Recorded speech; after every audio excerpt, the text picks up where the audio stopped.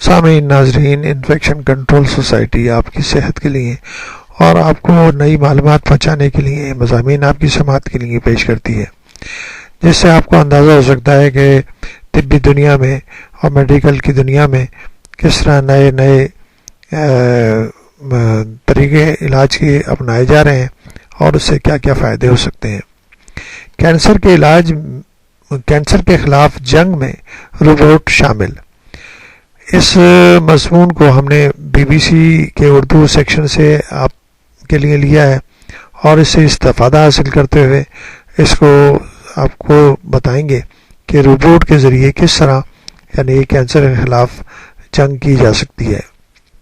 بے داغ میز پر لیٹے ہوئے ایک شخص کے جسم میں 1 فٹ لمبا سانپ روبوٹ آہستگی سے حرکت کرتے ہوئے جگر تک پہنچ رہا ہے۔ سانپ روبوٹ رکتا ہے، دائیں طرف سونگھتا ہے اور پھر دائیں طرف مڑ کر پسلیوں کے پیچھے سرک جاتا ہے۔ یہ ایک طبی روبوٹ ہے جسے ایک ماہر سرجن چلا رہے ہیں۔ اس کا مقصد ایسی جگہوں تک پہنچنا ہے جہاں مریض کے جسم کو کھولے بغیر نہیں پہنچا جا سکتا۔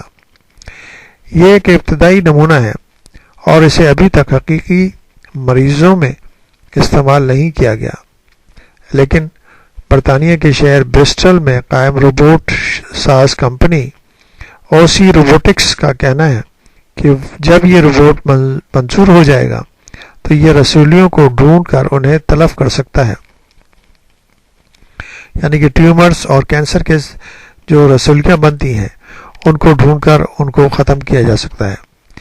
یہ مشینی سانپ کینسر کے علاج کے لیے پیش کی جانے والی ان نئی جدید ٹیکنالوجیز میں سے ایک ہے جنہیں اس ہفتے برطانیہ کی یونیورسٹی آف لیڈس میں ہونے والے بین الاقوامی کانفرنس برائے آنکولوجیکل انجینئرنگ میں پیش کیا گیا، یعنی کہ جو کینسر کی انجینئرنگ کے ذریعے علاج کی کانفرنس تھی اس میں یہ پیش کیا گیا۔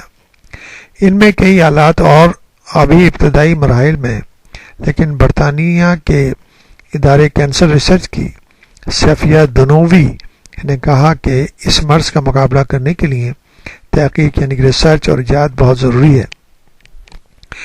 کینسر کا اہم علاج سرجری ہے، اس لیے نئی ٹیکنالوجیز بے حد اہم ہے جو سرجری اور بھی درست اور مؤثر بنا سکیں۔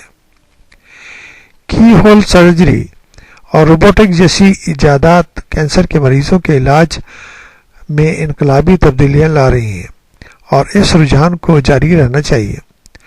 عالمی ادارے صحت کے مطابق ہر سال 13% اموات کینسر کے باعث ہوتی ہیں، یعنی کہ دنیا میں جتنی اموات ہوتی ہیں اس میں سے 13% کینسر کے ذریعے ہو رہی ہیں۔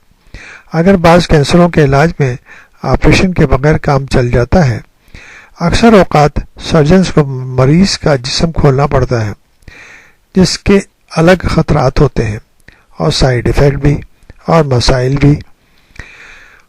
OC روبوٹکس کی مینیجنگ ڈائریکٹر روب بکنگم کہتے ہیں کہ سانپ روبوٹ سے سرجن کو کیمرے اور بے حد حساس آلات استعمال کر کے مریض کے جسم کے اندر کو محسوس کرنے کا موقع ملتا ہے۔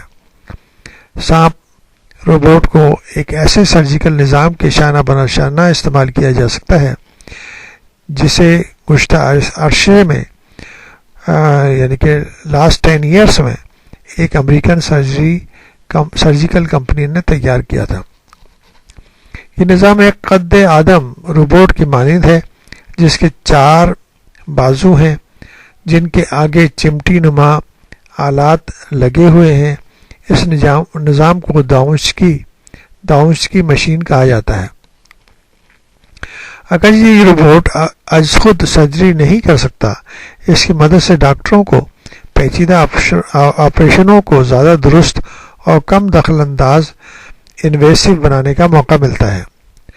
داونسی مشین کو ایک سرجن کنٹرول کرتا ہے جو ایک قریب کرسی پر بیٹھا ہوتا ہے اور ایک اسکرین پر جسم کا وہ حصہ دیکھتا رہتا ہے جس کی سرجری ہونی ہے۔ سرجن پیڈل اور لیور دبا کر مشین کو کنٹرول کرتا ہے۔ داونسی مشین بے حد مہنگی ہونے کے باوجود دنیا کے کئی اسپتالوں میں نصب کی گئی ہے۔ اس پر $22 لاکھ کے قریب لاگت آتی ہے، یعنی $22,000 لاگت آتی ہے۔ کانفرنس میں پیش کی جانے والی ایک اور مشین ایک لمبا بازو ہے جسے مائروسرج کہا جاتا ہے۔ اس German aerospace center DLR نے تیار کیا ہے۔ یہ بھی ابتدائی شکل میں، لیکن اس کے ایک انجینئر سوفی لینٹر نے کانفرنس میں اس کی ٹیکنالوجی کے بارے میں بات کرتے ہوئے کہا کہ طویل مدت میں یہ روبوٹ داونسکی مشین کے مقابلے میں زیادہ حرفن مولا ہے۔ سوئٹزرلینڈ کی یونیورسٹی آف برنس کے سائنسدانوں نے ایک مریض کے بدن میں ایک دوا داخل کی۔